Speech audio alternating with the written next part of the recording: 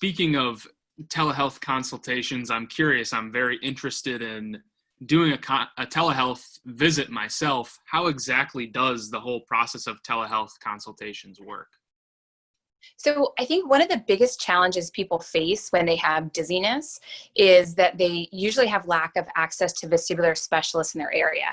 And so what's really cool about the telehealth consult is it allows patients who have lack of resources to get what they need in a convenient kind of in-person telemedicine consult. It's exciting in the sense that, they can sit at home, we sit in the office, and we're able to provide that telehealth consultation and answer their questions, provide a preliminary diagnosis, and then even appropriate treatment recommendations. That just allows us to kind of accelerate the process, which in the end is getting them relief. So I think one of the biggest things, or one of the questions that we get from patients who are not familiar with telehealth, is really how natural is it, how intimate is it, as opposed to being face-to-face in the office with the provider. So, one of the biggest things that we notice is that providing the video consultation and being able to see the patient and talk to the patient, and really in a very quiet and personal environment, allows them to tell us a lot about their current symptoms, how they're feeling, and then we can kind of dive into what's happening with regard to their symptoms from there.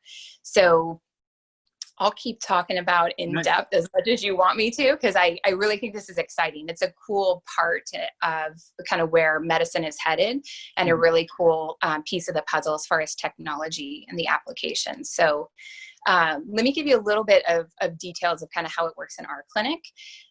We use video networks to enhance the patient's access to these video consults. So the simplest way is patients get a link, they download the link on their computer, and then that allows us to interface with our electronic medical record system.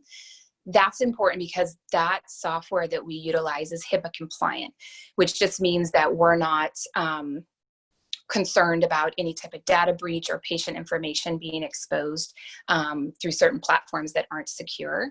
So we use that secure platform, we set up the video consultation, and then the clinicians are going to ask a series of targeted questions to determine if the symptoms point to the inner ear.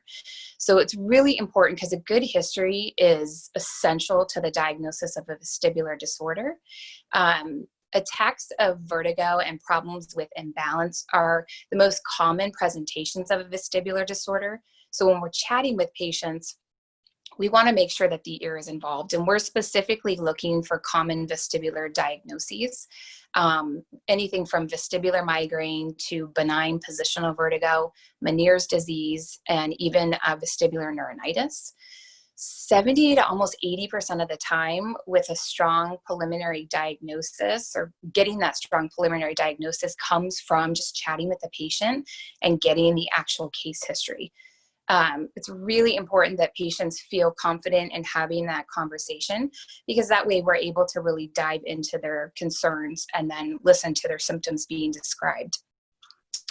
Interesting. So it almost seems like that initial visit, regardless of, pandemic or not, can be done through telehealth down the road, because it is so, as you said, 70% can be done of the diagnosis has to do with us understanding case history and stuff like that. Yeah. I mean, it really, the interview initially is like 20 to 30 minutes of direct questioning. And then we use that in addition to review of intake questionnaires. So the two of them really supplement or kind of complement each other, and the questionnaires supplement that face-to-face conversation.